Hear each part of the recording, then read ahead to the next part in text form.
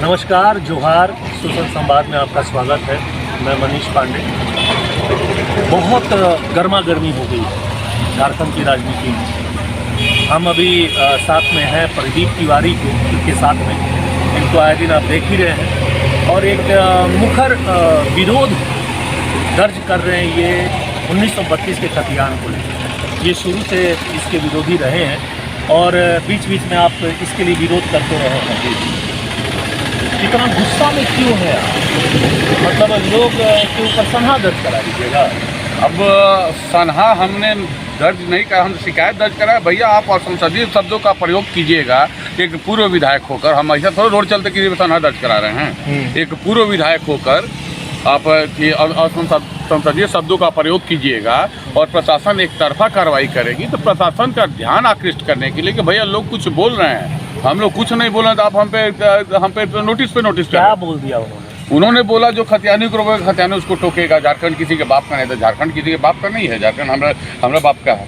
आप कैसे सर्टिफाई कीजिएगा? तो हम उन्होंने एक पूर्व विधायक होते हुए असंसदीय शब्दों का प्रयोग, बहुत सारे लोग मैंने कि खतियानी समर्थक लोग बहुत सारे शब्दों का मैंने अब शब्दों का प्रयोग कर रहे हैं। तो वही हमने प्रशासन का ध्यान दिलाया, ध्यान आकृष्ट कराया कि भैया देख लीजिए। आप सनहा दर्ज कराए हैं लेकिन यहाँ तो हल्ला हो रहा है कि आप FIR करवा दिए। अब ये लोगों की मानसिकता है, समझने का फेर है, जिसको जो समझ में आए।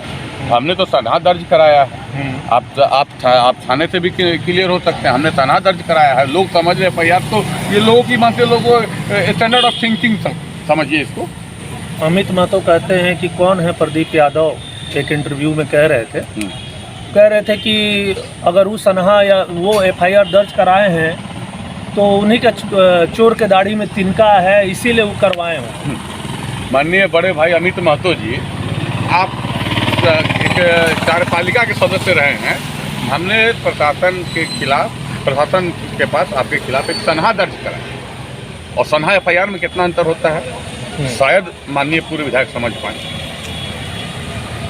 क्या हो जाएगा अगर 1932 लागू हो गया तो? होगा ही नहीं। मान लेते हैं नहीं होगा, ये आप कह रहे हैं नहीं होगा।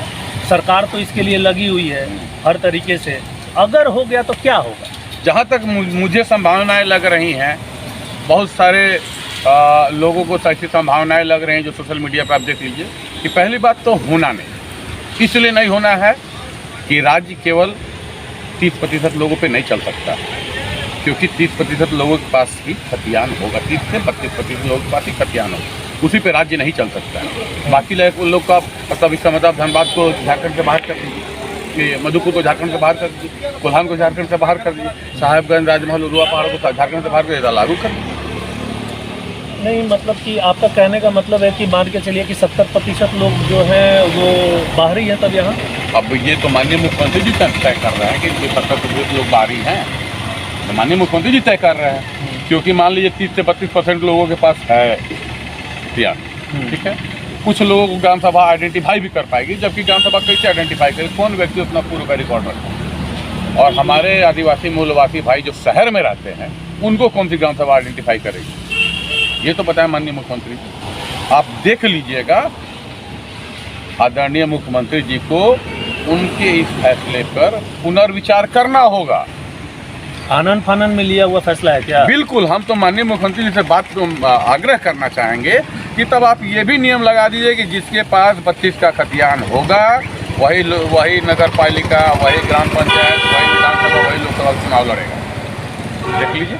काहे इतना जल्दी लिए है फैसला, बताइए ना। निश्चित तौर पे देखिए, ये मेरा मानना है कि मुख्यमंत्री जी आनंद फानन में फैसला ले रहे हैं क्योंकि उनकी सदस्यता जानी, चुनाव लड़ जाएंगे। बोले हम कैबिनेट से पास करा दिया है, विधायक विधानसभा से पास कर लिया, फेंक दिया माननीय महामहिम राज्यपाल के पास, केंद्र सरकार के पास, वो नहीं कर रहे, आप हमको जिता के लाइए, हम वहाँ लड़के करेंगे। यही हो सकता है और कुछ नहीं। काहे दुश्मन बना रहे हैं सबको? इतना रांची में आपके तो ढेर दुश्मन खड़ा हो रहे हैं। होने दीजिए, जिसमें कुछ बात तो उन्हीं की चर्चा होती है। लड़ लीजिएगा सबसे। बिल्कुल, जितना दम है लड़ेंगे। लोग ऐसा थोड़े कि हम अकेले हैं। आगे आपका क्या रणनीति है, क्या प्लानिंग है? अगर आप अकेले खड़े होकर विरोध कर रहे हैं, कैसे इसको आगे बढ़ाइएगा? पहली बात कि हम अकेले नहीं खड़े हैं, हाँ, हमारे साथ तो हम आप हमारे कार्यक्रम में आके आप देख लीजिए, हमने कई कार्यक्रम किए हमारे साथ मतलब लोग। हाँ मतलब मीडिया में अगर आप देखिए जो चेहरे नज़र आ रहे हैं उसमें एक दो लोग ही हैं जी जिसमें आप एक बहुत ज़्यादा आगे आप दिख रहे हैं। जी। तो आप आगे कैसे इसको प्लान कीजिएगा? मान लीजिए कि भाई लोग लड़ रहे हैं कि नहीं हम तो लाएंगे, तो आपके पास भी तो एक ताकत ऐसी होनी चाहिए ना कि भाई आप विरोध कर रहे हैं तो आपको लोग समझें और आपके ऊपर अमल करें आपके बात। हम अपने आप को कमज़ोर क्यों समझें? क्यों समझे अपने आप को कमज़ोर?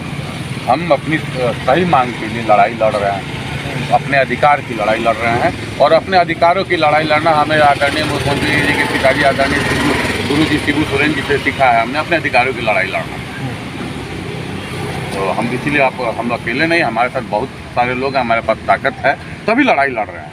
और दुश्मन बनाने से कोई दिक्कत नहीं है, जिनको दुश्मनी निभाना, हमारी लड़ाई किसी से नहीं है, हमारी लड़ाई सरकार से, हमारी लड़ाई खतियानी समर्थकों से नहीं है। हम तो बहुत बहुत धन्यवाद देते हैं दिल से भाई तीर्थनाथ आकाश को, विकास महतो जी को, जयराम महतो जी को, जिन्होंने इस लड़ाई को यहाँ तक लाया और पहली जीत हासिल की। पहली जीत गौतम सिंह जी, पहली जीत हासिल, हम दिल से बधाई देते हैं, हम दिल से उनको बधाई देते हैं।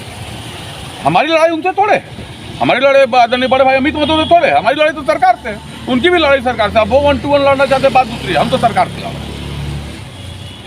तो आप मतलब एकदम अब आप सोच के रखे हैं कि कुछ भी हो जाए हम इस लड़ाई से पीछे नहीं हटेंगे, किसी कीमत पे नहीं। चलिए ठीक है। हमारे साथ अभी आप सुन रहे हैं प्रदीप तिवारी जी, और एकदम ये मुखर होके बोल रहे हैं कि हम कुछ भी हो जाए इस लड़ाई से पीछे नहीं हटेंगे। और ये एक तरीके से उन सारे लोगों के अस्मिता की बात हो गई है जो यहाँ पर 1932 के खतियान से नहीं कोरिलेट करते हैं। तो देखा जाता है, आगे देखा जाएगा कि प्रदीप जी का ये विरोध कितना आगे जाता है। फिलहाल आप अपनी लड़ाई मजबूती से लड़िए, और 1932 का खतियान भी जो लागू हुआ है यहाँ के लोगों को देखकर लागू किया गया है, उसके पीछे भी एक कारण है, और जो यहाँ के लोगों का एक मूल अधिकार है उसको देखते हुए सरकार ने इसको लागू किया है। तो ये लड़ाई अभी हो सकता है कि आगे जारी रहे। आगे देखते हैं कि क्या क्या होता है। सोशल संवाद के लिए रांची से नमस्कार।